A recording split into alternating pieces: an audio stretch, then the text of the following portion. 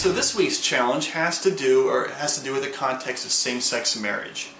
And in particular, people are trying to claim that with regards to marriage, we can redefine it however we like. In fact, we could include two men or two women in the definition of marriage. And so naturally, Christians are opposed to this. They're saying, no, we can't redefine marriage. Rather, marriage is something we describe. And so in response to Christians, a lot of people are saying, oh, okay, so you guys want the biblical definition of marriage? Is that what you want? So what they do is they have this kind of handy infographic that looks like this. And they say, look at all the different ways that the Bible defines marriage. It doesn't define it in any one particular way. It's multiple ways that it defines it. So here are some of the different variations of marriage they allegedly believe are described in the Bible. So one of them has a picture of a man and a woman. They say, okay, here, there's the nuclear family. This is the kind of the example that we allegedly think is the true one. But in reality, the Bible goes on to give another example. It shows a man plus a wife plus his concubines or his concubines. Another example is a man and a woman plus the woman's property, or a man plus multiple women, polygamy, or a man plus his brother's widow, or a man who's perhaps raped a woman and now he's allowed to marry this woman. Or you have a male soldier who captures a woman through war, and now that woman who's a prisoner of war is required to marry him. Or a male slave and a female slave. And so, as you can see, what they're trying to argue is, look, the Bible has different variations of what marriage means. And so therefore, if we really are claiming as Christians that we should oppose same-sex marriage and adopt the biblical view of marriage, well then, man, it looks ridiculous because there's all these different variations. Now, to be honest with you, I actually didn't check the verses to make sure that the kinds of marriages that they claim are being offered in the Bible are actually accurate, or at least according to what is written there. And there's a reason I didn't check the verses, because it really doesn't matter. In fact, the infographic, or this poster, whatever you want to call this thing,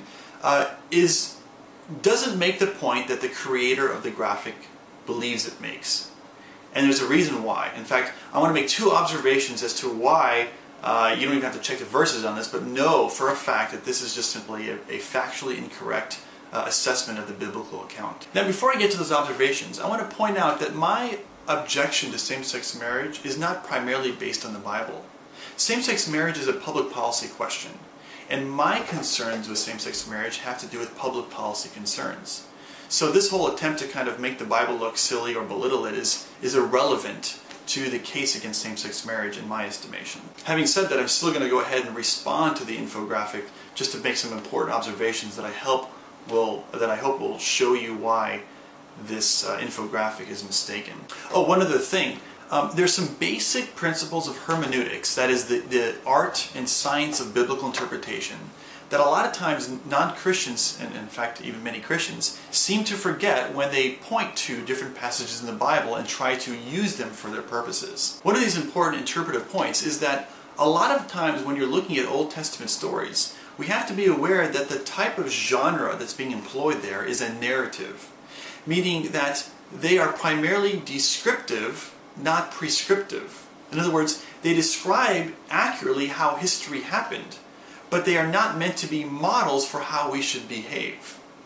And this is something, by the way, that Aaron, Tom, and a bunch of others of you pointed out in the comments, which were right on, and that is simply like, just because the Bible describes how maybe even some of the Old Testament patriarchs behaved, or even how people like King David behaved, it doesn't mean that those behaviors are models or are prescriptive for our behavior today as Christians. Another important interpretive point is to note that a lot of the times when you have commands in the Bible, for example under the Mosaic Law, that these commands were part of a contract, a binding contract between God and the Jewish people under a theocracy. They were never meant to be applied to New Testament Christians, and for that matter it doesn't even really matter, because Jesus fulfilled the terms of that contract and instituted a new contract with new terms that govern how New Testament Christians are supposed to behave. So you can't just take these Old Testament commands from the Mosaic Law that have prohibitions against eating shellfish or wearing certain kinds of clothes with certain kinds of linens and import them into the life of a New Testament believer, right? Those commands are no longer binding on the New Testament believer by virtue of the fact that the Mosaic law has been fulfilled by Jesus himself, and of course a new law of behavior has been instituted. And this is just basic theology. It's not some sort of trick to avoid certain kinds of difficult commands in the Bible. Now let me offer a couple of observations that I believe are helpful in trying to show how this infographic is mistaken. And the first is this. In every one of the examples of this alleged variation of different marriages that is described here, in all 8 of them, marriage is defined as male-female. There's never an example of anywhere in these examples where you have 2 men or 2 women being married. It's always expressed, marriage is always expressed as the complementarity between the 2 sexes, male and female. Now let me make a second observation. Every example of marriage in this infographic turns out to be not really a variation of marriage at all. In fact, with the exception of the polygamy example, all the other 7 of them are simply man-woman marriage. 1 man, 1 woman marriage. Okay, so for obviously the first one, the nuclear family, that's obviously a man-woman marriage. 1 man, 1 woman. The next example is a man plus his wife plus their concubines, or his concubines. Okay, well that's still 1 man, 1 woman marriage, and yeah, he might have other concubines that he engages in sexual acts with, but again, it's still 1 man, 1 woman marriage. The next example is a man and a woman plus the woman's property. Well, okay, that's still 1 man, 1 woman marriage plus her property. Or a man plus a brother's widow. Okay, well that's still 1 man, 1 woman marriage. Okay, here's another example. A man who rapes, and he gets to marry this victim that he rapes. Okay, I understand it's a bizarre way to get involved in a marriage. I'm not condoning it at all, but it's still 1 man, 1 woman marriage. Or a male soldier who marries a prisoner of war. Well, again, that's 1 man, 1 woman marriage. Or the male slave and a female slave. Well, again, that's 1 man, 1 woman marriage. So there isn't really any variations at all in at least those 7 examples. It's still you have 1 man, 1 woman marriage in all of them. 7 out of the 8 of those examples of marriage in the Bible are all standard expressions of 1 man, 1 woman marriage. Seth makes an important point in the comments section. He says, look, all of these expressions of marriage are the standard expressions of 1 man, 1 woman marriage. What's different about them is how these people got together. Yeah, okay, in some instances you have some bizarre arrangements, right? A man has to marry his brother's widow if she doesn't bear a son. Or maybe a man captures a woman through a prisoner of war. So yes, the way they eventually came to get married is odd, but the result is still a 1 man, 1 woman expression of marriage. How they got together, though, is irrelevant. It doesn't in any way indicate there is a variation of marriage. It would be like me saying, okay, well, I met my wife at a church, and my friend met his wife on eHarmony, and another one of my friends met his wife while out hiking. Oh, wow, look, we have 3 different variations of marriage because look at the different ways that we got together. Of course, that's ridiculous. It turns out then that the only actual instance of a variation of marriage in the Bible is where you have polygamy. And that, even in that case though, it's not that polygamy is some form of group marriage where 1 man marries multiple women at once. Rather, in polygamy you have 1 man marrying 1 woman, and then he goes on to marry another woman and then maybe another woman. But notice that even polygamy at its core is a 1 man, 1 woman based form of marriage that occurs in multiple instances. Again, I'm not saying that makes it right. I'm not condoning that or saying even the Bible says that's correct. I'm just trying to point out that, but notice there that you have an indication that even with polygamy, you have a 1 man, 1 woman marriage kind of thing going on, just multiplied several times.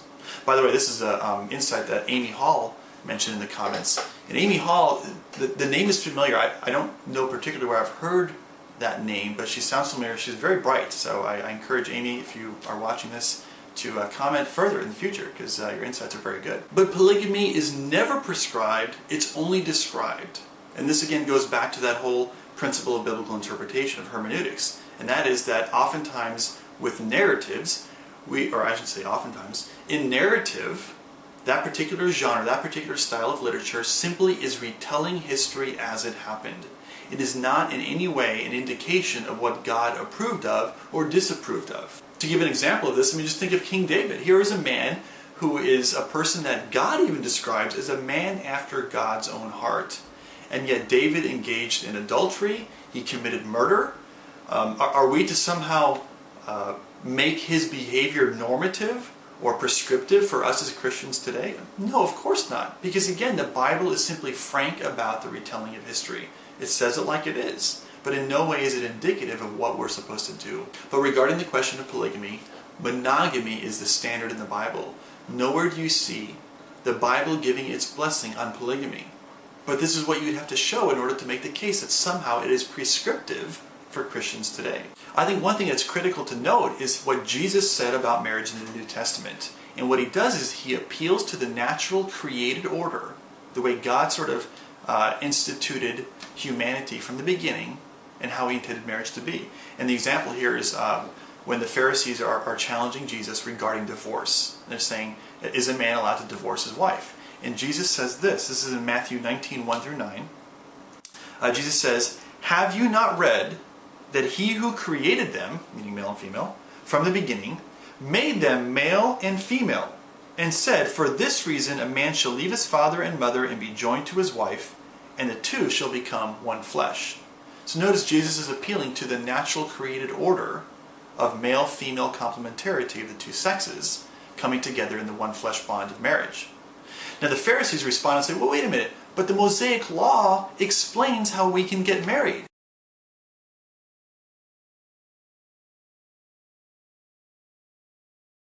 And then Jesus responds to that. He says, it's because of the hardness of your heart that Moses permitted you to divorce your wives. But from the beginning, it has not been this way. So notice that Jesus appeals to the natural created order, the way that God made man and woman to function from the beginning, as his way of explaining how marriage should be. And then he goes on to say that although the Mosaic law permitted divorce, that's not the way it was intended to be. That's not the natural created order. That's not the way that marriage is supposed to be. The same is true with polygamy. Although it was permitted for a time, it's not the way that that God created male and female. It's not the way he intended it to be. By the way, I like what Aaron said in one of the comments. He said, he cited 1 Timothy 3, which talks about how overseers in the church, leaders in the church, who are people supposed to be models and overseers, are supposed to be, it says here, they must be above reproach, the husband of one wife. Again, you notice the constant appeal in the New Testament to the natural created order of one man, one woman complementarity of the two sexes. And I think this 1 Timothy 3 passage is a great example, so thanks Aaron for that insight. So given the two observations that I've made, one of them being that all the examples in the infographic are male-female marriages, and the second being simply that all of them are one man, one woman marriages, with the exception of polygamy, of course. The question then becomes, which of these examples fits the definition of same-sex marriage? Well, none of them, right? 7 out of 8 of them fit my definition, not my definition, but what I believe to be the one biblical definition, and none of them fit the definition offered for same-sex marriage. In fact, the definition of same-sex marriage has never been an example of marriage throughout all of history, in any civilization, in any religion. The only exception is in the last 30 years we have had, or not even 30 years, but around 20 to 30 years now, there's been a push to make same-sex marriage something that's permissible in our culture. But never before in all of history has it ever been advanced in any culture, in any religion, in any civilization. So this infographic against the Bible and for same-sex marriage doesn't work, mainly because it's factually incorrect. There aren't many variations of marriage in the Bible that are condoned. There's only one kind of marriage, and that's one man, one woman marriage that is prescribed by the Bible.